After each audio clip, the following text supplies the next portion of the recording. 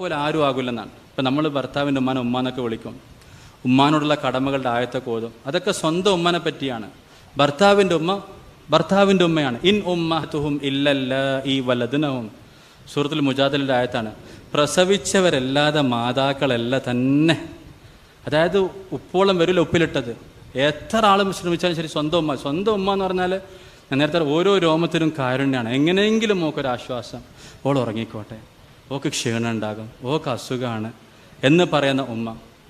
അപ്പോൾ ആ രീതിയിലാവണമെങ്കിൽ സ്വാഭാവികമായിട്ടും അങ്ങോട്ട് സ്നേഹം കാണിച്ചാൽ ഇങ്ങോട്ട് അതേപോലുള്ള ബഹുമാനം കാണിക്കണം. ഈ കൂട്ടുകുടുംബം എന്ന് പറയുന്ന ഒരു അഡ്ജസ്റ്റ്മെൻറ്റ് നമ്മൾ ആദ്യം മനസ്സിലാക്കണം. സത്യത്തിൽ അറബികൾക്കിടയിലുള്ള രീതി, ഇസ്ലാമിലൊക്കെ ഉള്ള രീതി, പ്രത്യേകിച്ച് ഇന്ന സ്ഥലത്ത് താമസിക്കണം എന്നില്ല. ഇവർക്ക് തീരുമാനിക്കാം, ഭാര്യൻ്റെ വീട്ടിലോ ഭർത്താവിൻ്റെ വീട്ടിലോ രണ്ടുപേരും കൂടെ വേറെയോ ഒക്കെ താമസിക്കാം. ഭർത്താവിൻ്റെ കടമയാണ്, അതെല്ലാവരും മനസ്സിലാക്കേണ്ട സംഗതിയാണ്. ഒരു കുട്ടി കല്യാണം കഴിക്കുമ്പം സ്വതന്ത്രമായ രീതിയിലൊരു കിച്ചൺ, ഒരു റൂം വേണമെന്ന് ഭാര്യ ആഗ്രഹിക്കുന്നെങ്കിൽ, ഞാൻ വീട് മാറിപ്പോന്നതിനെ പറ്റി അല്ല ഇവിടെ പറയുന്നത്, ഷെയറിങ് പറ്റൂല എന്ന് ഭാര്യ പറഞ്ഞാൽ ചെയ്തു കൊടുക്കാനുള്ള കടമ ഭർത്താവിനുണ്ട്.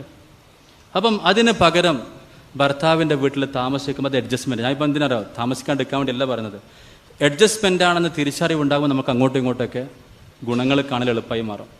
നേരെ മറിച്ച് ഇത്രയേ അവകാശമുള്ളൂ, ഇതൊക്കെ ചെയ്യേണ്ടതാണ്, അനിയൻ്റെ ഡ്രസ്സ് അലക്കേണ്ടതും 6 അതിഥികൾ വന്നാൽ 6 അതിഥികൾക്ക് ഭക്ഷണം ഉണ്ടാക്കേണ്ടതൊക്കെ ഈ മരുമകളുടെ കടമയാണ് നമ്മൾ അറിയാതെ തെറ്റിദ്ധരിച്ച് കഴിഞ്ഞാൽ പിന്നെ നമുക്ക് ചെയ്യുന്നതിൽ കുറ്റം കാണും, ചെയ്യുന്നതിൽ തെറ്റുകൾ കാണാം. നേരെ മറിച്ച് ഇത് സ്വകാര്യമായിട്ടൊരു ഫ്ലാറ്റ് വാങ്ങി പോകേണ്ടതാണ്, ഇവിടെ എന്തോ ഭാഗ്യത്തിന് നിൽക്കുന്നതാണെന്ന് മനസ്സിലാക്കി കഴിഞ്ഞാൽ പിന്നെ നമുക്ക് അവരുടെ പ്രയാസങ്ങളും അവരുടെ കാര്യങ്ങളൊക്കെ മനസ്സിലാക്കാനും സഹകരിച്ച് മുമ്പോട്ട് പോകാൻ എളുപ്പമായിരിക്കും. അപ്പോൾ കുടുംബത്തിൽ ദീൻ ഉണ്ടാകണമെങ്കിൽ സ്നേഹം ഉണ്ടാകണം.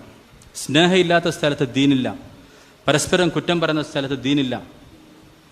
കുറ്റം പറഞ്ഞാൽ ശൈത്താൻ വരും, അള്ളാഹുവിൻ്റെ സഹായം നഷ്ടപ്പെട്ടു പോകും. നേരെ മറിച്ച് നന്മ കണ്ടു, നല്ലത് പറഞ്ഞു, പരസ്പരം ഉപകാരം ചെയ്തു കഴിഞ്ഞാൽ പിന്നെ ഉള്ളതിൽ ബർക്കത്തുണ്ടാകും, നല്ല സ്നേഹം ഉണ്ടാകും, സമയത്തിലും അമലിലൊക്കെ അള്ളാഹു തആല ബർക്കത്ത് തരും. അതുകൊണ്ട് വീട്ടിൽ ദീൻ ഉണ്ടാകാൻ വേണ്ട സംഗതി പരസ്പര സ്നേഹവും ബഹുമാനവും ഉണ്ടാകും. പ്രത്യേകിച്ച് കൂട്ടുകുടുംബമാകുമ്പം പരസ്പരമുള്ള കുറ്റം അത് ശൈത്താൻ ഇടപെടുന്നതാണ്, ഇബ്ലീസ് ഇടപെടുന്നതാണ്. ശൈത്താൻ ഇടപെട്ടുകൊണ്ടാണ് ഭാര്യ ഭർത്താക്കന്മാർക്കിടയിൽ തെറ്റിക്കുന്നത്. അതേപോലെ തന്നെ